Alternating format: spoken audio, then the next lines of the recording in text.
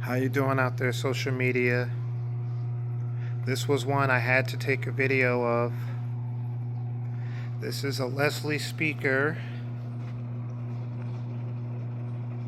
and it's specifically designed for the Hammond X77. The model of this Leslie is X77P. It is really from the 70s, as you can see. The humming you're hearing is actually the motors.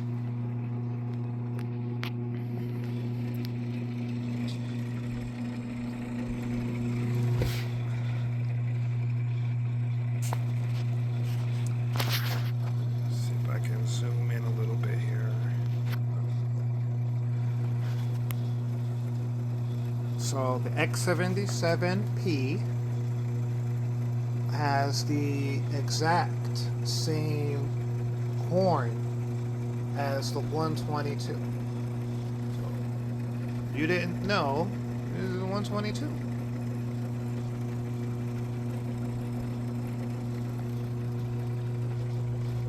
There's another chamber just under the rotary section, if you will, for your stationary speakers. These speakers make a little bit of noise, so I did unplug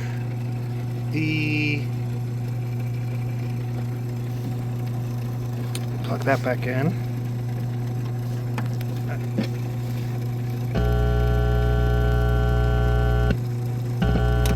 So I'm thinking they make noise like that because there's nothing plugged into them. Not entirely sure, but I will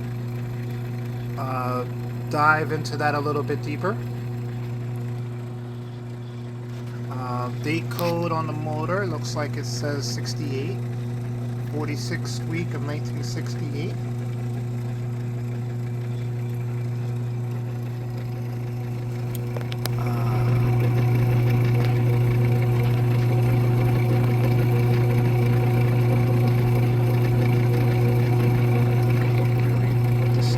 Off the top of my head. And if we go down some more, there's a lot happening down here.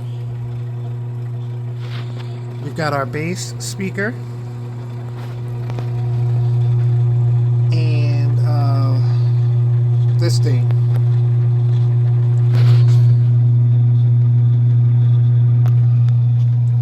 Here's a pulley.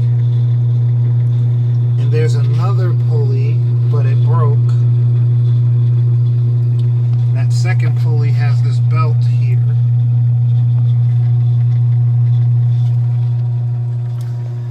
And then if we go down one more level, we've got the drum and the power supply. Our single speed motor for the drum, and I kind of wish I knew what these belts were doing.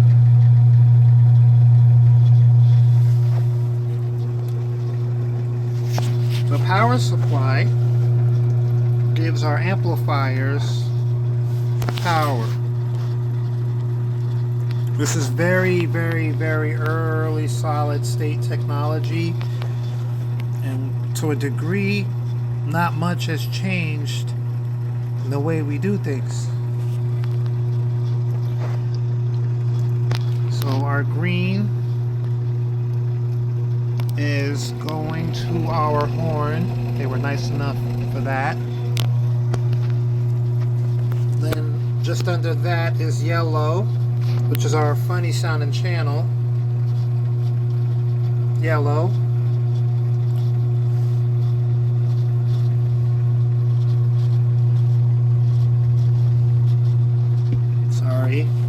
It's my first time seeing this, so I might pause a little bit. So yellow is our stationary speakers, which are making all the noise. And then underneath that is red. And then we have a red wire here, so that's our rotary. So where are we at? Yeah, we're here. This is our rotary amplifier. Then lastly, we have the bass speaker. Now, it's kind of hard to see, especially with me shaking the camera, but if you look at the transformers, you'll notice that the bass speaker down here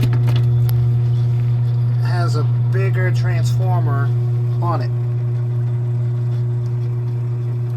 Then we have our transistors, and the actual cover is our heat sink for the transistors. And then the rotor acts as our natural fan. It makes a little bit of wind. The humming that you're hearing through this whole video is this motor down here. So I'm gonna adjust the motor. Get my hand out the way.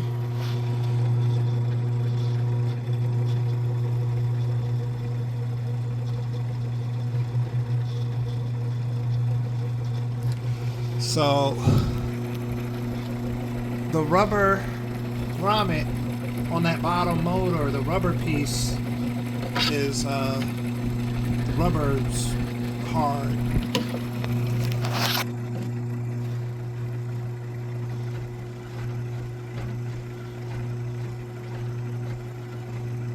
So that's what you're hearing when I shake that bottom motor.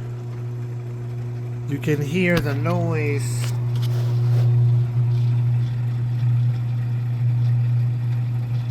So, what does she sound like? I've got my Yamaha YC plugged in. I do not have the crossover for this Leslie. So right now, this is really crazy. This is how I'm running. A regular 110 outlet going to alligator clips going into my Leslie cable. Good time to pause. Alright, so this is a 12-pin system, and the X77P comes up. So these are the pins and what they mean. So pin 11 and pin 10 is my wall outlet. And then pin 1, which is signal DC and DC ground. Pin 2 is my rotary channel input.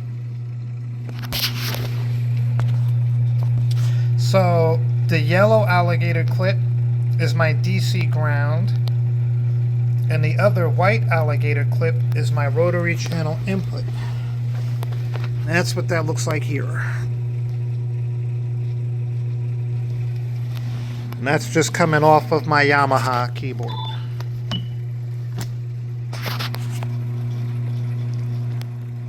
So if I play for you a chord on my Yamaha.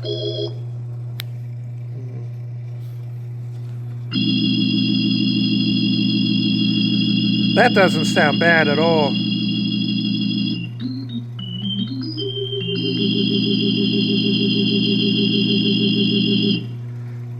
Does have the hum.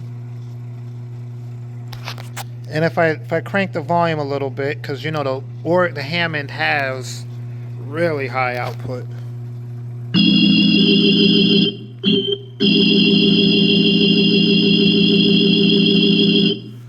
It's not clipping. Now I can't give it bass.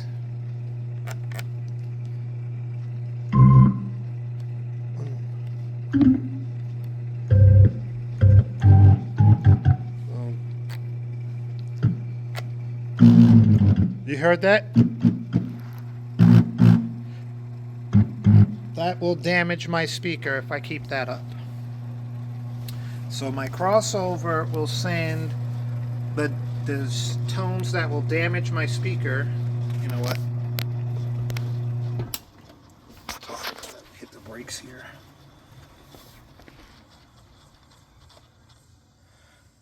Okay, so that's my speaker for the lower rotor tones, and it can't handle bass, not at the high volumes we're demanding. All of those tones are supposed to go there, but they get their input from a different source.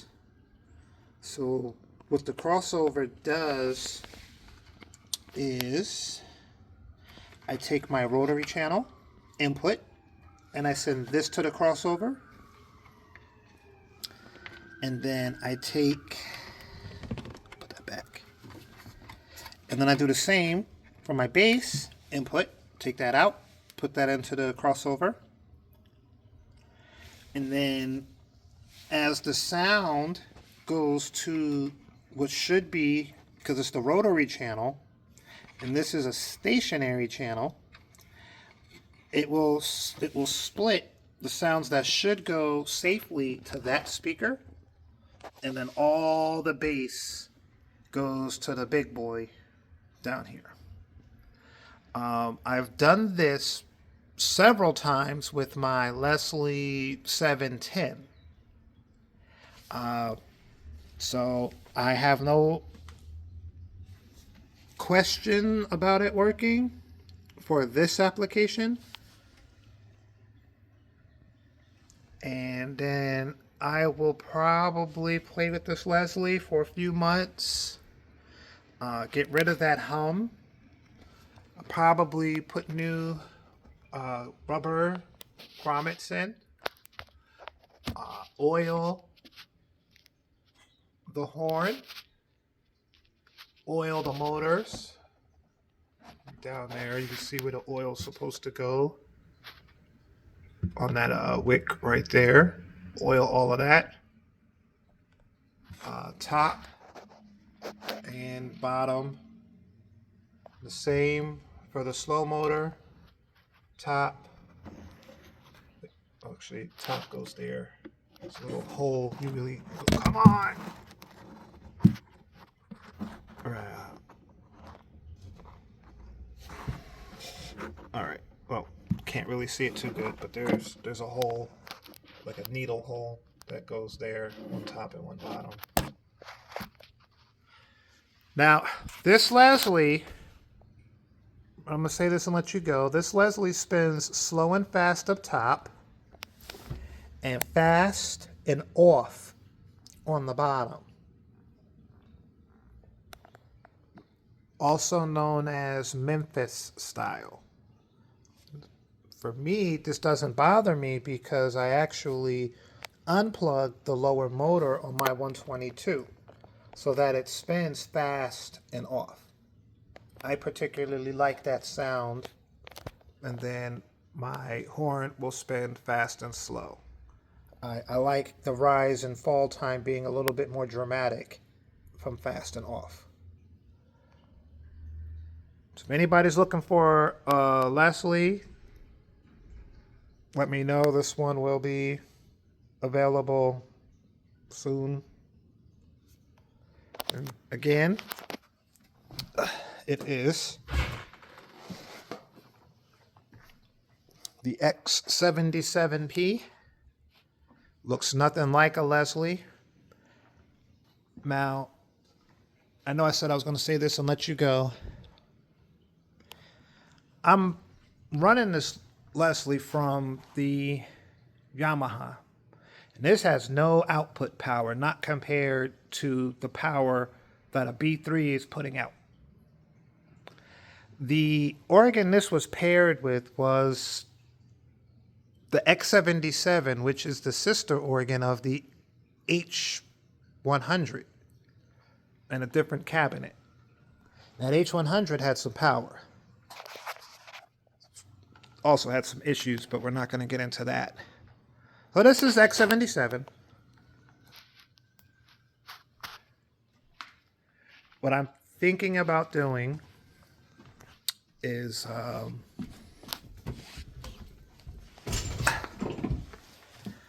having my keyboard run through the stationary channel. but then I'm not entirely sure how that works alongside with the woofer. I'd almost have to run it like a mixer or something. Not really sure. Unless I run like strings, synth sounds that don't have a lot of bottom end to these speakers. Or I could just disconnect the amplifier altogether and just unplug it. Wait, where is it at? Oh, yeah.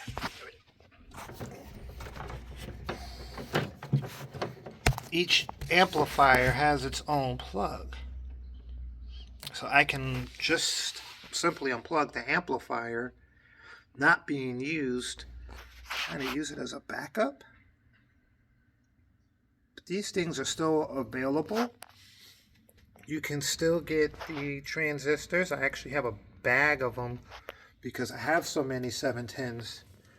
I have the transistors readily available. The resistors are easy to find. The one thing I would probably change, doesn't even need to be changed. I wouldn't even change it. I was going to say change the transistor here, but it's transisting still. Sorry for the long video, but not too often you come across a X77P to see what's inside of it. It uses a lot of existing Leslie technology I've seen. Now, are you supposed to oil this?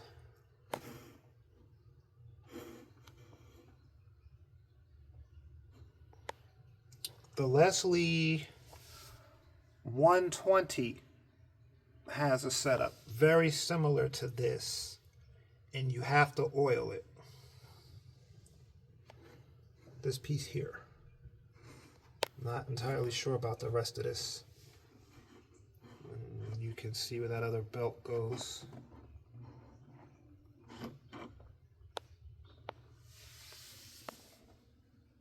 The date code on the speaker here.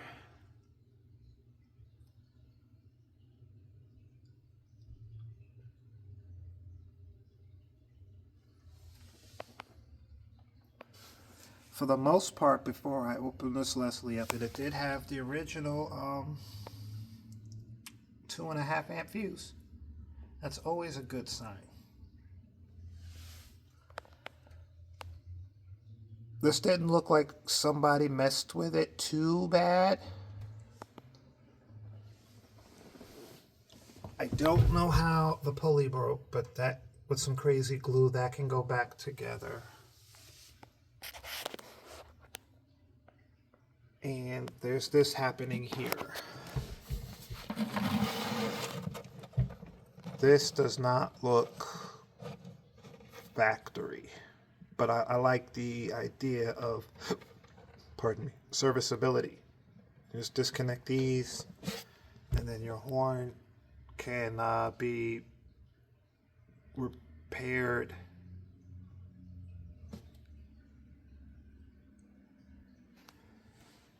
Very clean.